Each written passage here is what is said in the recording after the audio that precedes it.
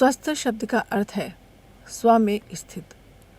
जो व्यक्ति अपने में स्थित, आत्मा में स्थित होगा तो वह आत्मा के शांति, प्रेम, आत्मीयता, प्रसन्नता, संतोष, कर्तव्य पालन आदि गुणों से युक्त होगा। सही आहार विहार का पालन करेगा और निरोगी रहेगा। मोटे तौर पर दूसरे शब्दों में यह कहा जा सकता है कि जो बिना किसी कष्ट के अपनी सब क्रियाओं का संपादन कर ले वह स्वस्थ व्यक्ति है। इन क्रियाओं में सबसे पहले उन क्रियाओं का स्थान है जो शरीर के निर्वाह के लिए आवश्यक हैं, जैसे भूख, पाचन एवं मल निष्कासन। रोग क्यों होता है? प्रकृति ने हमारे शरीर के विजातीय द्रव्य बाहर निकालने के लिए 4 मार्ग दिए हैं। फेफड़े प्राणवायु ऑक्सीजन ग्रहण करते तथा कार्बन डाइऑक्साइड के रूप में विजातीय तत्व बाहर निकालते हैं।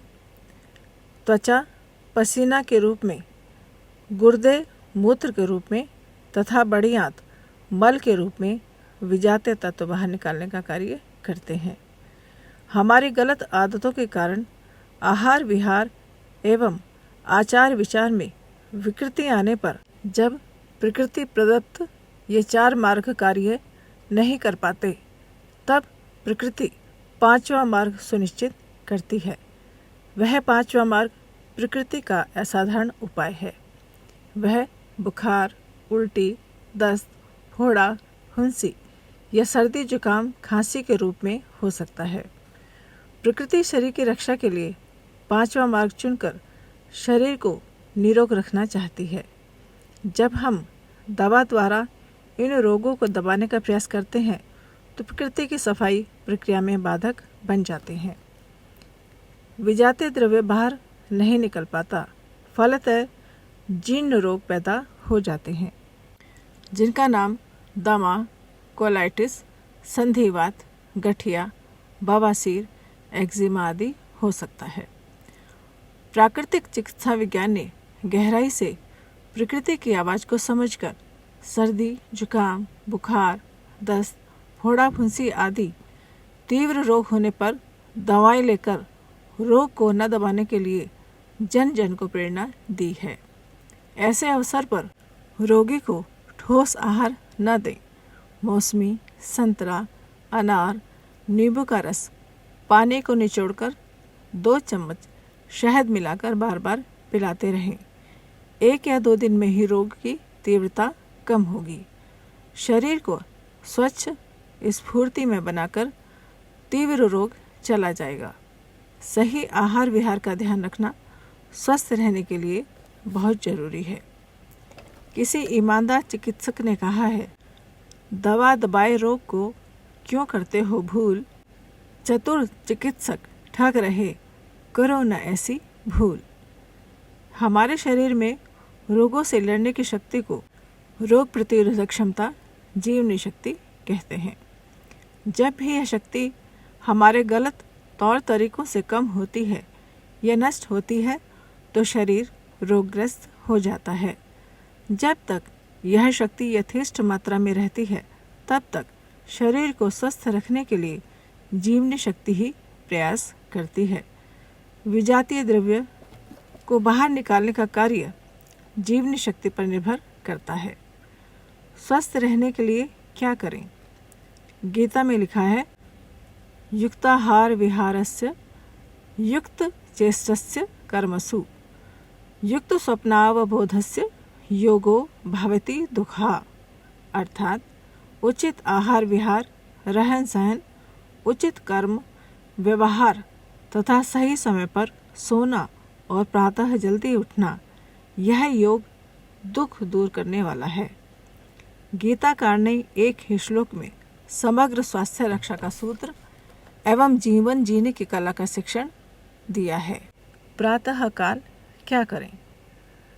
सूर्योदय के 1 घंटे पूर्व जग जाएं तथा उठते समय दोनों हथेलियों के दर्शन करते हुए ईश्वर से जीवन के लिए कृतज्ञता प्रकट करें।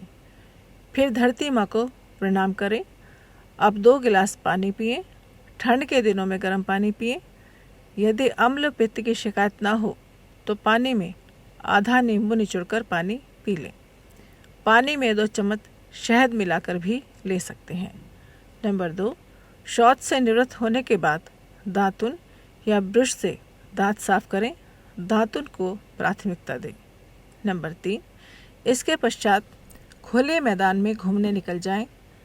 तेज चाल से चलते हुए गहरी सांस लेते हुए लगभग 4-5 किलोमीटर तेज चाल से टहलें या यथाशक्ति दौड़ें। नंबर 4, टहलकर आने के पश्चात 30 मिनट योगासन, प्राणायाम, ध्यान करें।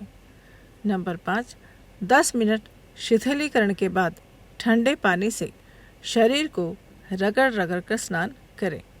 नंबर 6, स्नान के बाद थोड़ा समय प्रार्थना, ईश्वर उपासना, जप, ध्यान आदि के लिए सुनिश्चित करें। नंबर 7, अच्छी पुस्तकों का जीवन में सकारात्मक दृष्टिकोण पैदा करने में बड़ा महत्व है। शांति, संतोष, प्रसन्नता, सद्भावना, सत्साहस पैदा करने वाले विचारों से युक्त साहित्य नियमित रूप से पढ़ें। भोजन और स्वास्थ्य। वर्तमान समय में सबसे समझदार माने जाने वाला मनुष्य अपने स्वास्थ्य के मामले में मूर्खतापूर्ण आहार ले रहा है।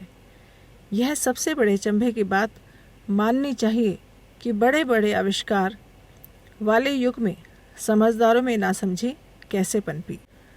देर रात तक जागना, चाय, मैदा, चीनी, toffee, biscuit, bread, pizza, burger, chowmein, डिब्बा बंद, पैकेट बंद खाद्य पदार्थों का प्रचलन, बोतल बंद ठंडे पेय पदार्थों को सभ्यता मानना कहाँ की समझदारी है। कैंसर जैसे खतरनाक रोगों तथा एलर्जी, दमा, उच्च रक्तचाप, अनिद्रा, माइग्रेन, हृदय रोग, डायबिटीज़ तथा बवासीर आदि रोगों को जन्म देने वाले इन खाद्यों का बाल्यावस्था से ही सेवन करने की बुरी लत पैदा हो रही है। यही आदत आज सभ्य लोगों की पहचान बन गई है। जो भी सभ्य कहलाना चाहता है यही भोजन अपनाता है। होता यह है कि जो भी डिब्बाबंद खाद्य है उनके संरक्षण, प्रिजर्वेशन के लिए उनमें कीटनाशकों, घातक रसायनों का प्रयोग किया जाता है। कृत्रिम रंगों, कृत्रिम गंध और कृत्रिम स्वाद के तरह तरह के रसायनों का प्रयोग कर मानव जाति के लिए एक बड़ा स्वास्थ्य संकट पैदा कर दिया गया है। जब जागे तब सवेरा। युवकों, उठो, जागो। आप उज्जवल भविष्य के रचनाकार हैं। आप स्वस्थ रहेंगे तो राष्ट्र सबल बनेगा।